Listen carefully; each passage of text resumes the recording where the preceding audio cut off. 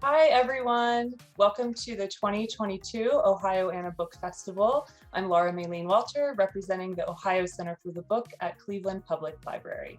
I'm pleased to welcome you to the literary fiction panel of the Ohioana Book Festival. I'd like to start by thanking the festival sponsors and partners, all of whom you can find listed on the Ohioana website, ohioana.org. Thank you also to the festival's official bookseller, the Book Loft of German Village. You can get copies of all the books featured at the festival by going online to thebookloft.com. The Ohio Center for the Book at Cleveland Public Library is a designated affiliate of the Center for the Book at the Library of Congress and is dedicated to promoting and celebrating books, reading, literacy, and libraries to Ohio citizens and the book community at large. Today, the Ohio Center for the Book launched a new literary podcast called Page Count, and one of our first episodes features the Ohioana Library Association and the Ohio Literary Trail. So be sure to find Page Count wherever you listen to podcasts. And now I am pleased to welcome our authors to tonight's panel.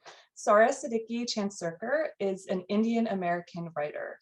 Born to a middle-class family in India, she later migrated to the US and lives in New Albany, Ohio with her husband and son. Her stories and poems have appeared in numerous publications in print and online. Her work has been selected for Best Small Fictions 2022, and she is a winner of the ELJ Micro Creative Nonfiction Prize. She's a prose editor at Janus Literary and a submissions editor at Smoke Long Quarterly. Her debut short fiction collection, Morsels of Purple, was released in October 2021. She also has a chapbook that will be released in June 2022.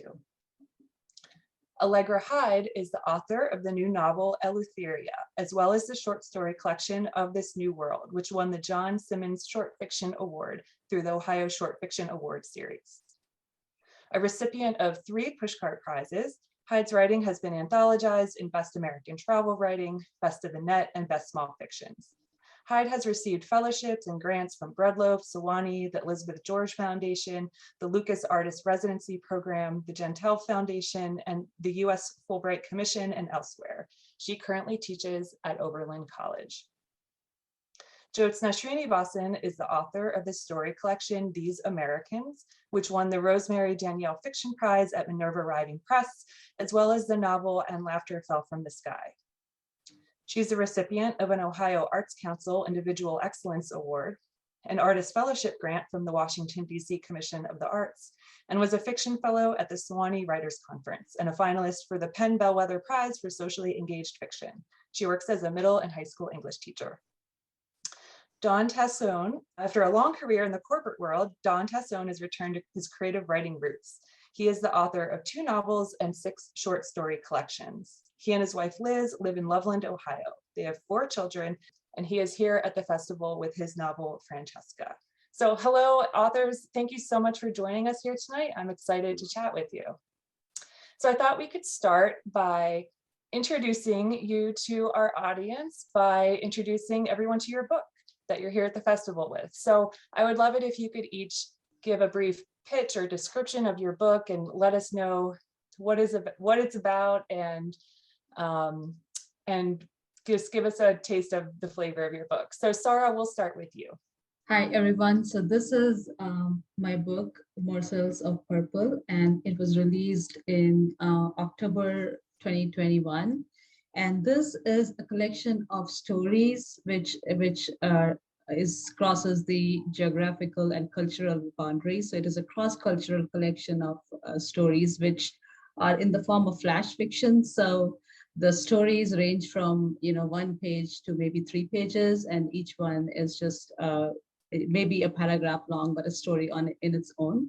And it is the main characters of all the stories are women, and it's women across different countries. So my home country, India, and also there are characters based in the USA. And the stories are also about immigration and also mainly about the different relationships that women are in and the challenges we face day to day, and also touches sometimes, some stories touch upon social issues like misogyny and gender discrimination, childlessness, things like that. Thank you. Thank you. Allegra, can you tell us a bit about Eleutheria? Sure. And also, thank you everyone for coming. It's really nice to be a part of this festival. My novel, Eleutheria, is pictured here, is about a young woman named Willa Marks who decides that she wants to make a tangible impact on climate change. And so she travels to the Bahamas to join a compound of eco warriors who are determined to stop climate change. But what she finds there isn't quite what she expects. And she also finds herself reckoning with her own past, which includes a complicated relationship with a Harvard professor, and also the residual impact of her having doomsday prepping parents. So it's a book that's got a lot going on, but it's ultimately about what it would take to truly address climate change, and also about love, and also about the many facets of hope. Great, thank you. Jyotsna, can you tell us a bit about your story collection, please? Yeah, so my story collection is called These Americans, and it's a collection of 8 short stories and a novella. All of them are about Indian Americans. And the stories they're all different characters, but the stories are organized by the age of the second generation character. In other words, the child of immigrants. So in the first story, the new immigrant mom is giving birth to her American daughter. And in the second story, the second generation character is 7 years old. And by the end, by the novella, the immigrant character is elderly, and her daughter is middle-aged. So that's kind of how it's organized. I wanted to give people a sense of that second generation progress. And obviously it's just one, my perspective is not everyone's perspective, but I hope it gives people a flavor of what it's like to be in the second generation, because that is so important to American culture and American history. We so many of us are descended from immigrants, and most of us identify as American. When does that becoming American part happen? A lot of times I think it happens in the second generation. So that's why I like to focus on the second generation, besides the fact that I am second generation, so I'm a little biased. Thank you. And finally, Don, can you tell us about your latest novel?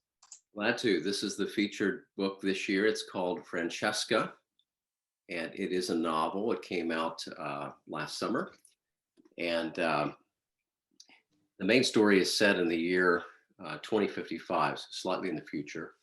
It's a story about the first female pope, and her name is Jessica. She hails from Springfield, Missouri. She has grown up and spends most of her life in the St. Louis area. She's a mother and a wife, and she has an incredible journey, really, from her childhood through to the papacy. And the story basically traces that journey, the challenges that she faces along the way, and for the most part handles pretty well, but not all of them. So that's the primary story. But there's a deeper story here, and really the primary reason why I wrote the book, which is about purpose, our purpose. So what are we about? Why are we here? What's most important? What must we do? And these are the questions that Jessica, who ultimately takes the name Francesca as Pope, asks herself throughout her life as a girl, as a politician growing up, as a young person in politics, as a wife, as a mother, as the pastor of a small parish, and ultimately the leader of a great church. And she asks herself these questions along the way, and along the way, she invites her fellow Catholics to ask themselves these questions. In the process, she opens hearts and she opens minds and renews the church. One last thing about the book, and that is it also comes out of my strong conviction that women should be given the opportunity to lead in every realm of life, including religion. All right, thank you. I'll definitely be asking about that later, because what I know of all of your books, the portrayal of women is important. And I think we can talk about that a bit later. But I loved hearing you each describe your books in your own words, because they're all very different, and yet each one has such a compelling hook on its own. And this reminds me, for our audience, you can feel free to participate in the chat if you have any comments, if you have any questions. We will be kind of tracking the questions throughout, so be sure to do that. But otherwise, I have plenty of questions for all of you, and I thought I would start with a really broad one about genre, because we are here at the festival as part of the literary fiction panel. And what is so great about each of your books is they all seem to be in very different forms. You know, we have a few novels, we have flash fiction, we have short stories. So I would just love to open up this question to anyone who'd like to jump in and talk about, you know, what does literary fiction, for our audience members who might not be as familiar with different genre breakdowns, what does literary fiction mean to you? How do you think your work might fit into that category, or maybe in some cases, in what ways do you think your work departs from that category? So I'm really interested to hear what you have to say.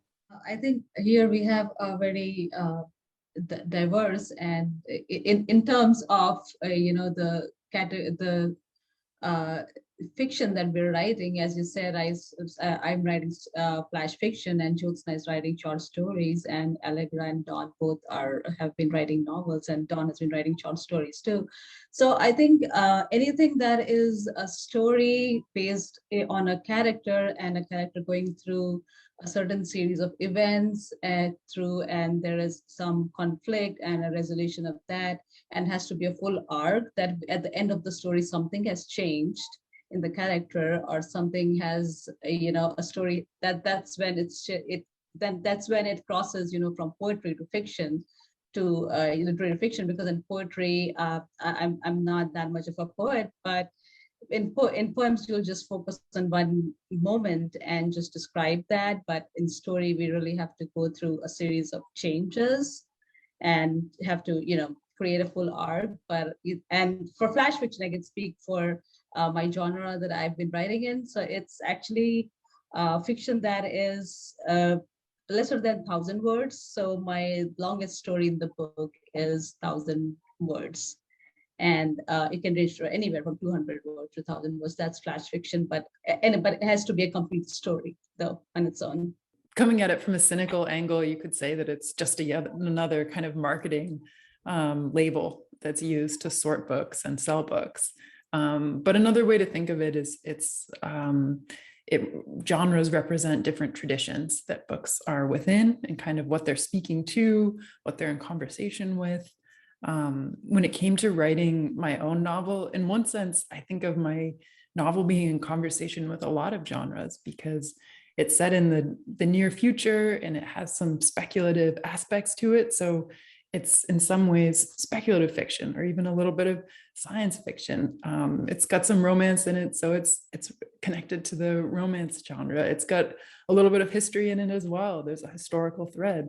Maybe that's historical fiction. But all of this for me was under the umbrella of literary fiction, which I think of as fiction that has a higher artistic aim.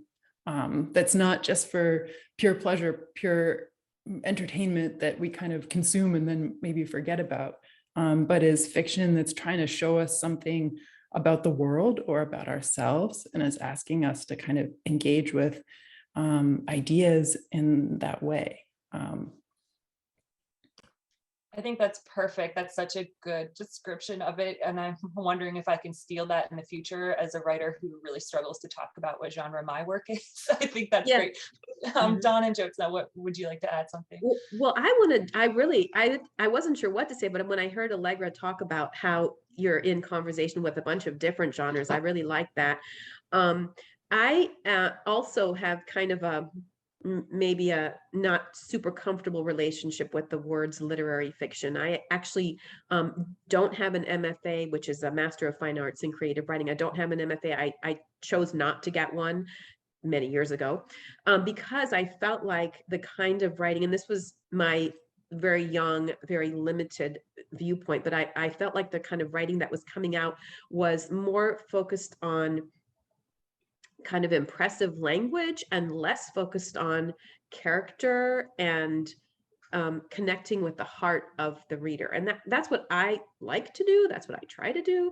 It's not always, successful, but I like to focus on characters and see if I can connect with the reader in a kind of an emotional way, which I feel like is maybe not really in fashion in terms of literary fiction, although I'd like to hear Allegra, and I mean, I'd like to hear other people's points of view about that, because I'm like, why are people not focusing on emotional connection with the reader? But maybe people are, and I'm just not like aware of that. I don't know.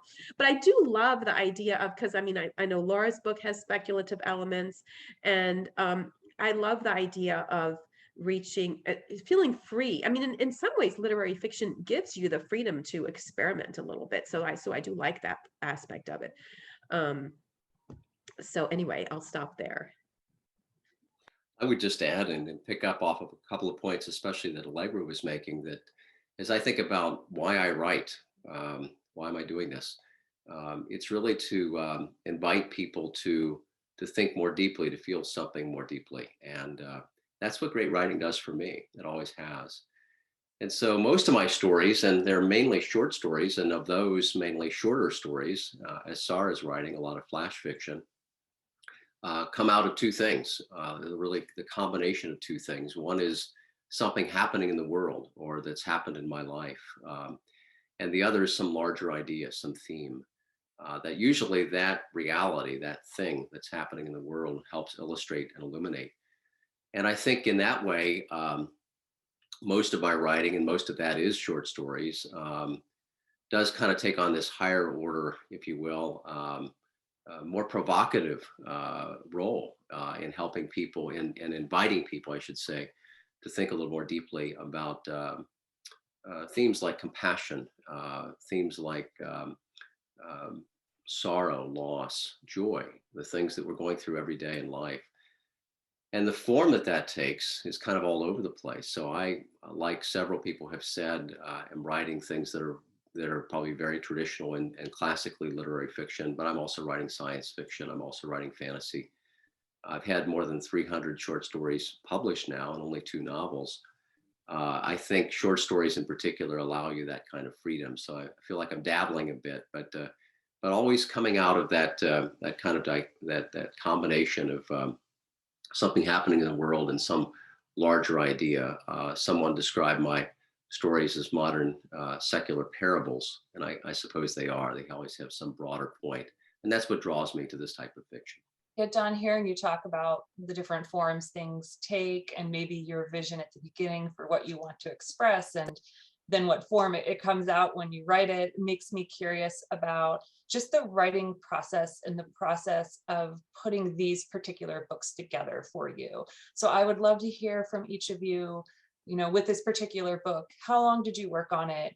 Is this final published form, is that aligned with the vision that you had at the beginning, or did some things change, or maybe many things changed along the way? So I would love to hear just kind of from the conception of the idea to where you are today at the Ohioana Book Festival and how your books came together. Jyotsna, if you'd like to start. Yeah, the stories in this collection, I have been writing stories for about 20 years, I guess, but not all, and not all the stories that have been published are in this collection. So several years ago, I thought, oh, I have quite a few stories out there. Maybe I should put them in a collection. And at the time, my agent wasn't even interested in looking at my short stories.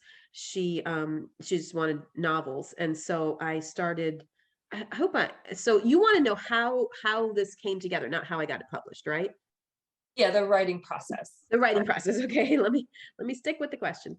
So yeah, so I decided that it was going to be focused on second generation. I have other stories that are not focused on second generation. So I put them together, had to figure out how to organize it. I actually originally organized it backwards by putting the novella first and then going back in age, and that didn't work. I didn't like that. So I flipped it. what was your revision process like? Was it something you worked on slowly over time? Were you trying to publish the individual stories along the way, or was it? Oh yeah. So I had no idea that these were all going to be in a collection when I first started writing stories. You know, the stories were written and revised over the course of years, and some of them were published fairly quickly. In other words, a couple of years after I first started writing stories. And other stories, I worked on them for years, revising them, cutting them, reorganizing them, and so forth. And the novella was actually originally a novel, and that's the one that was a finalist for the Penn Bellwether Prize. And so, but it just wasn't really working as a novel. It had too many characters, and I didn't know, people couldn't figure out where it was going. And so that was a process of really just stripping out, just figuring out, I need to focus on just these two characters. I actually combined a couple characters into one, and was very fascinated by the novella format. So I thought I would try that. Am I answering your question? Yes, you did great. Okay. So Sara, since you also have a collection of, flash fiction, was your process similar? Can you tell us about how this collection came to be?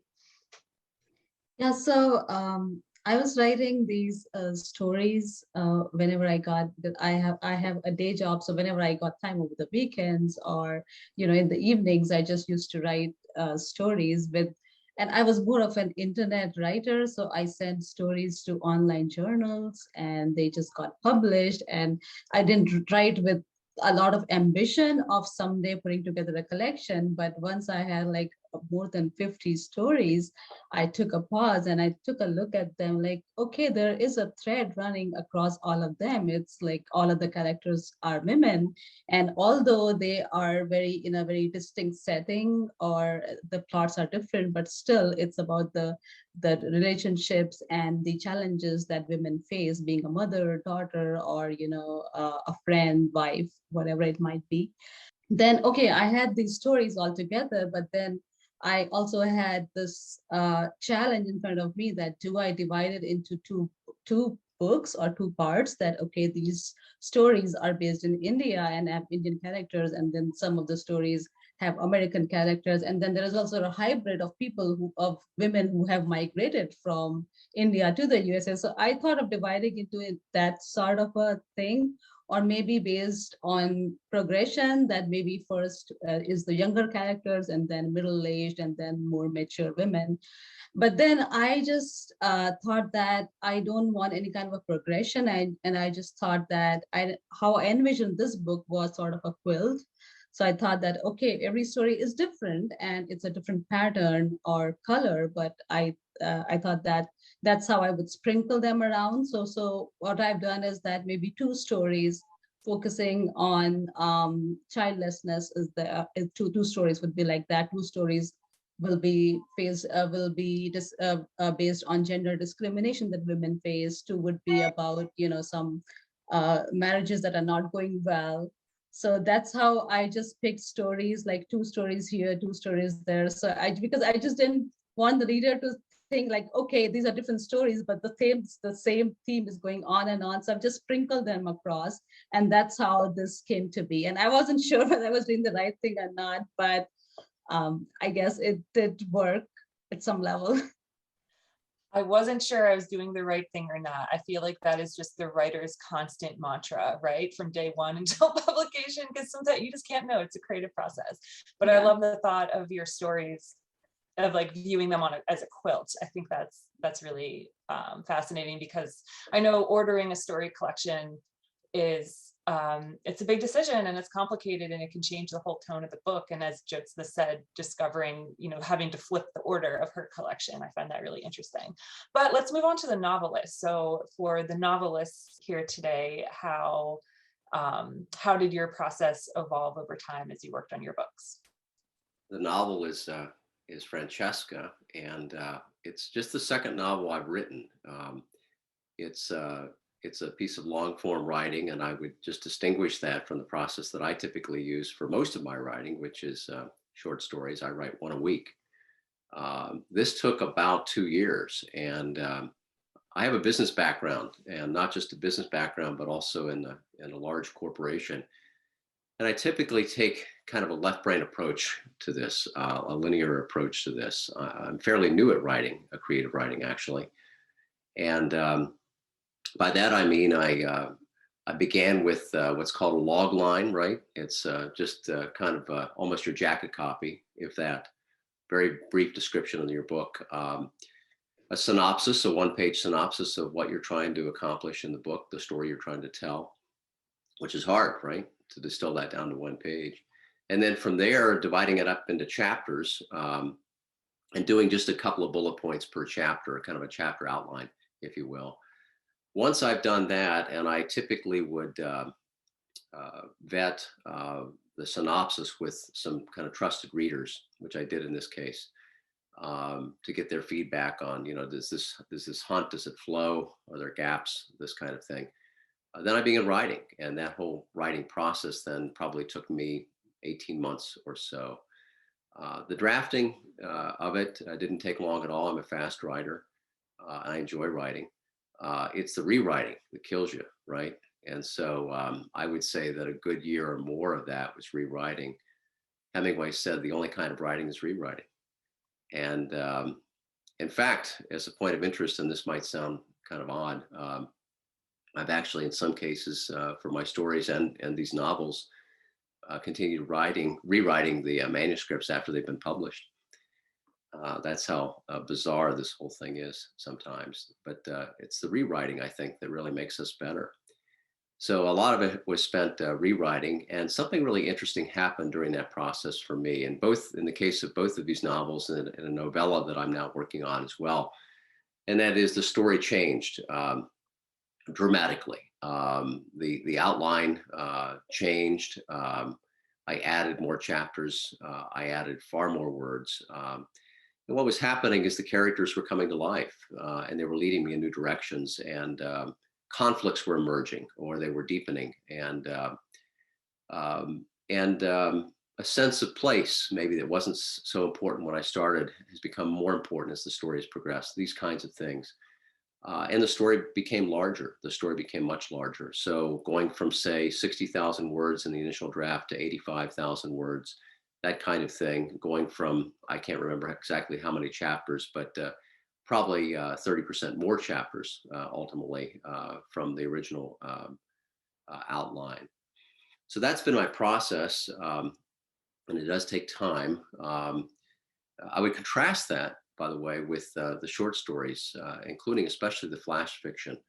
Sara was saying, flash fiction is tricky because it can be only 100 words or so, or maybe a couple of hundred words, but you've got to pack a lot into that. You've got to have a beginning, a middle, and an end, and you have to tell a story in the process. So I try to write a one story a week. That keeps me sharp. I feel like I'm kind of on two tracks here, the long form and the shorter form writing, and one somehow helps the other. It kind of oils the other's track.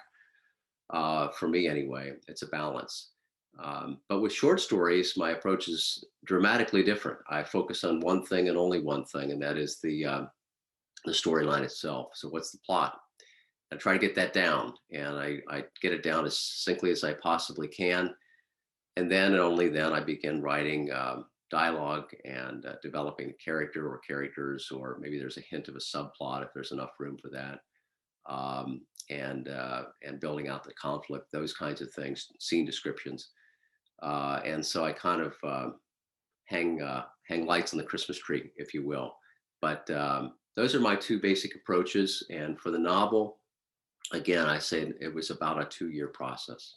I definitely hear what you're saying, Don, about rewriting, and also about not being able to let things go. I think I'm definitely someone who, even after things are published, I still want to go back into them.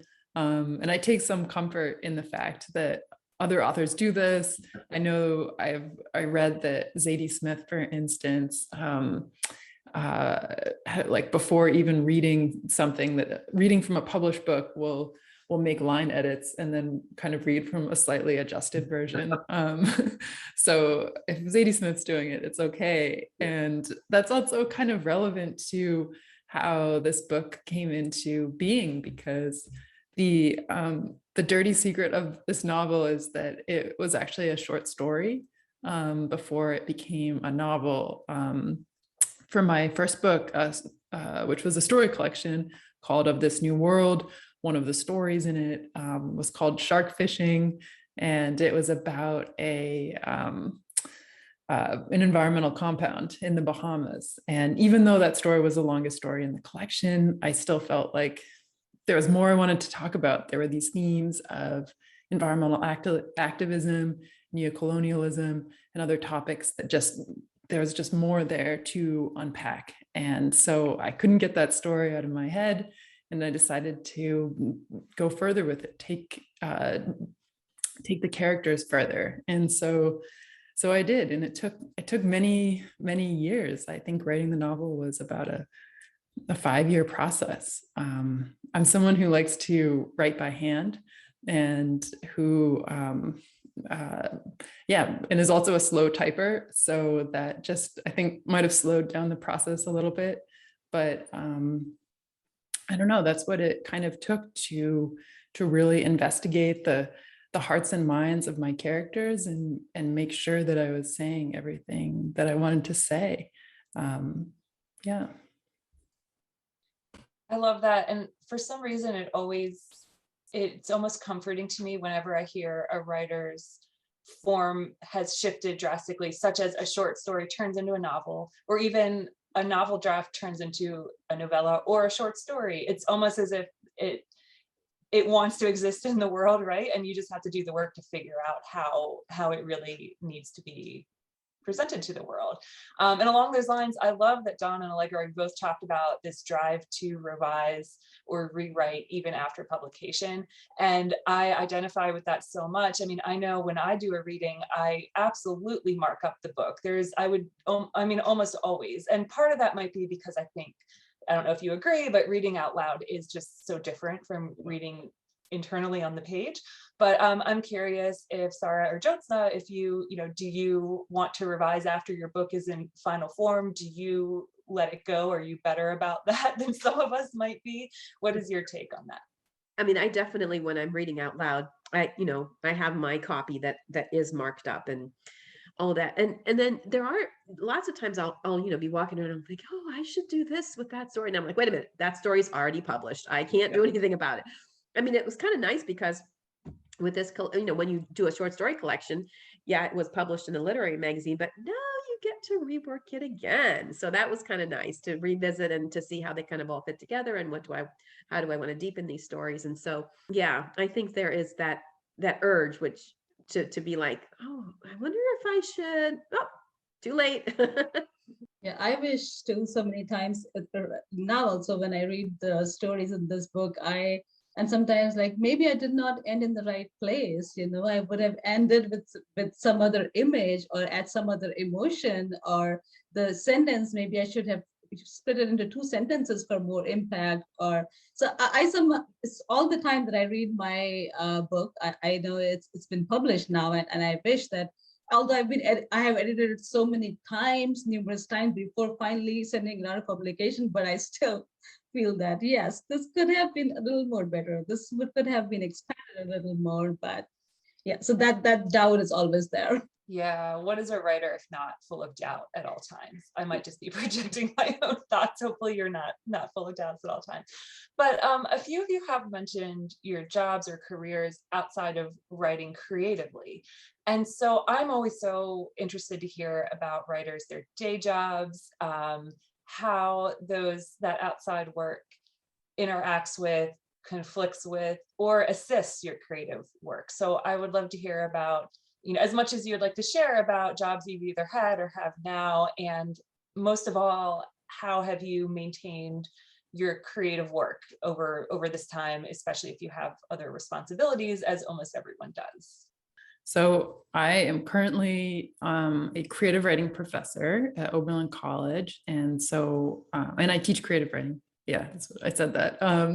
And so I'm really lucky that I get to kind of be involved in literary things as part of my job. And it definitely fuels my work to investigate what it means to be, what it means to create a character on the page, what is setting when talking to students. And so it's definitely a kind of symbiotic relationship, working with students as they figure out how to tell their stories, as they find their own voices.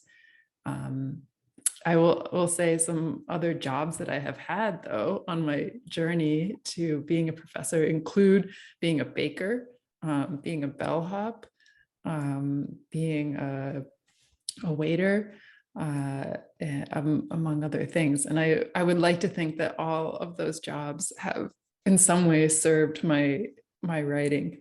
Well, my background, as I mentioned, is in the corporate world, but I was an English major in college, and thought for a while I was going to be a journalist, and so was actually a communication major for a while there as well, and did a lot of news writing when I was in college.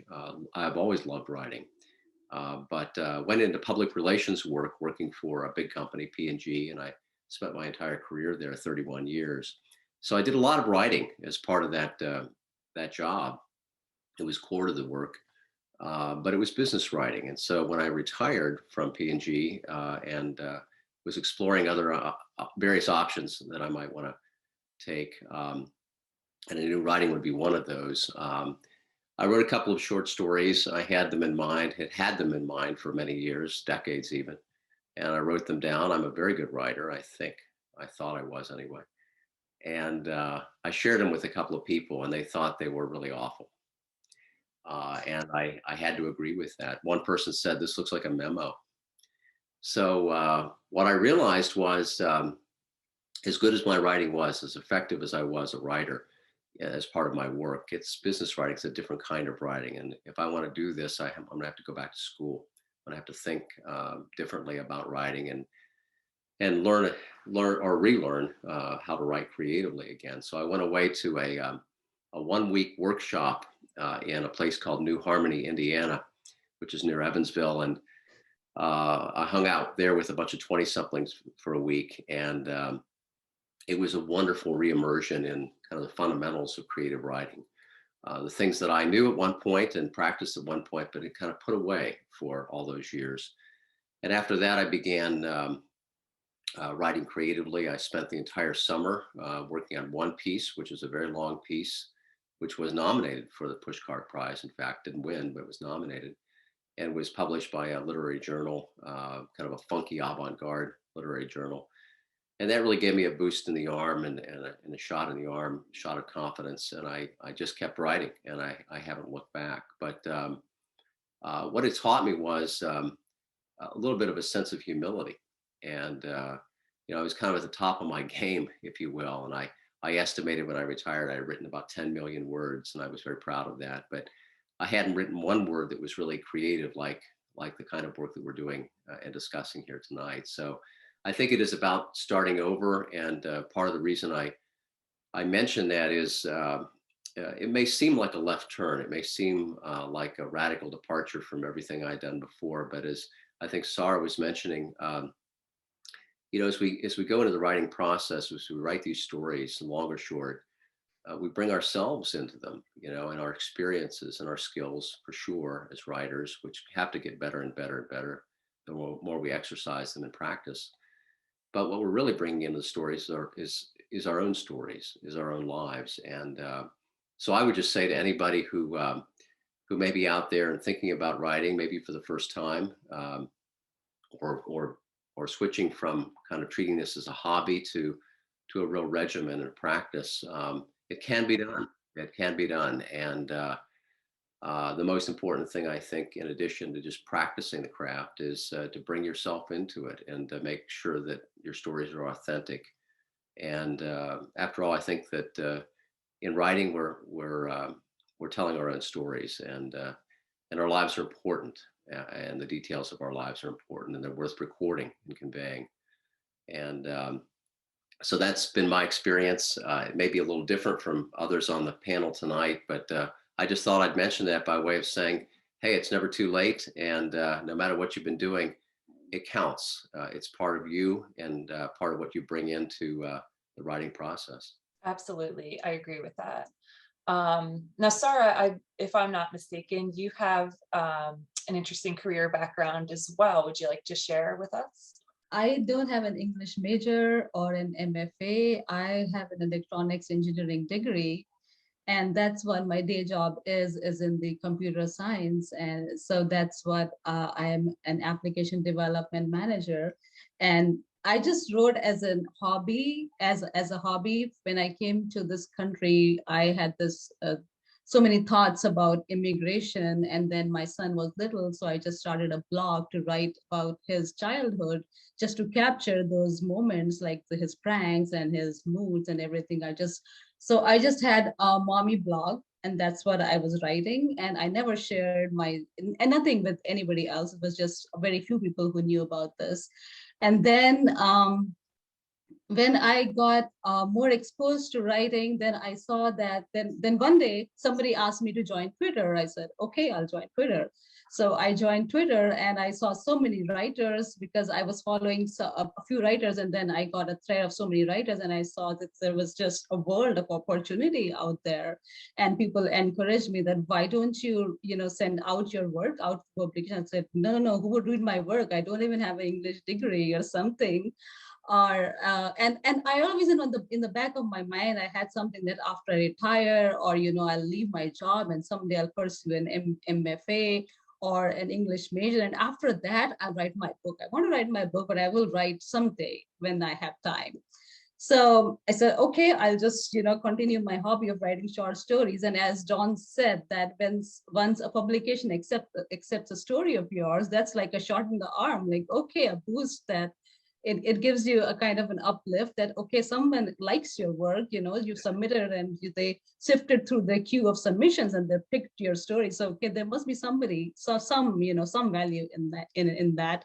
So that's where I just kept on submitting, and and I was surprised that my stories were so, in the course of this journey, I also started writing fiction. Like, I just started nonfiction at first, as my story or my son's story, my life story.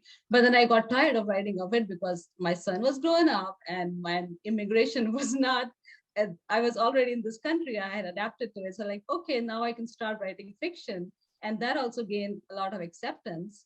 So that's where I just started writing stories. And my stories are all based on reality. So it's all, though everything is not autobiographical, but it's also, I think, as writers, what we do is that we apply our imagination to the experiences we've had in life. So that's what I did. And as far as my education goes, I think that engineering degree gives me that logical approach that, okay, I can't jump from point A to point D without explaining what happens at B and C. So that's that logical algorithmic approach is what I think that is in my mind, that something that my education gave me. And that's, I think, a good an advantage that I have, that I can clearly see a loophole that, okay, this is where I need to fix my story.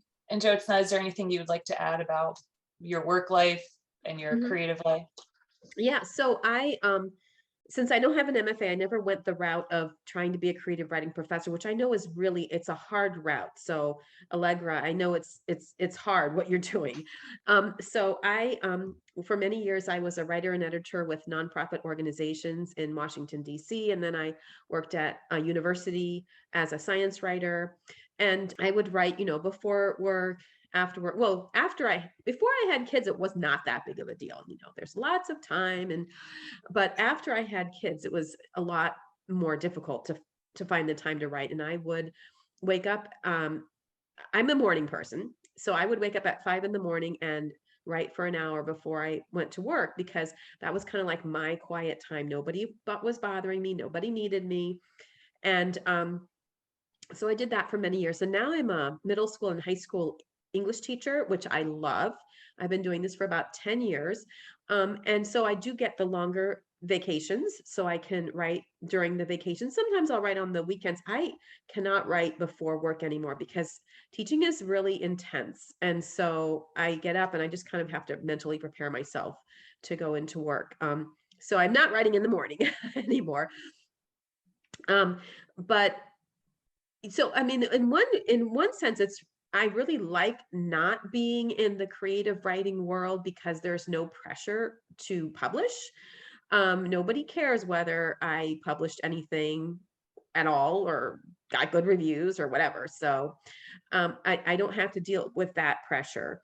So I like that. I do crave community, so I do try to now trying to go to conferences or connect with people online. There's this thing called critiquecircle.com where you can like submit a story and people will critique it. And I think I might have mentioned this to you, Sara, and then I never sent you the link, critiquecircle.com. But anyway, so trying to connect with other writers outside of work, since I'm not connecting with them at work. Do you have critique partners? Do you have close readers in your life? Do you have someone you consider your best or favorite critic? So let's take it away. Maybe Dawn, would you like to start? Sure, yeah. I have a small group, kind of a circle of people who are confidants, people who are really talented writers in their own right, of course, and whose writing I greatly admire. And they're really kind of across the board in terms of a very diverse group of writers, the kind of writing they do.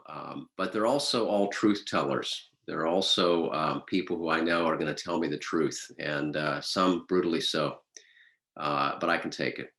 And that's what I need. I find it incredibly helpful, but also very inspiring. And so I do the same thing for them. And I think that, kind of one hand washing the other. And I think in giving feedback to people, I think that's a part of our own writing process and our own formation as writers as well. So yeah, I have a really great trusted group. It may go up or down by a person or two, but I think I've got kind of the 6 or so folks who I really find very valuable. And they also tend to turn it around pretty quickly, which I'm kind of an impatient writer. So I appreciate that as well. Anyone else want to jump in about community? I also find it so helpful and important to get feedback and to have artistic partnerships. And I think I don't necessarily have a number one best reader, because I try to ask for critiques from different people depending on the work and what the work needs. And so if I know someone, say, is particularly good at at plot, and I just feel like plot needs to be boosted in a particular work, then I might ask them to give it a read. But I think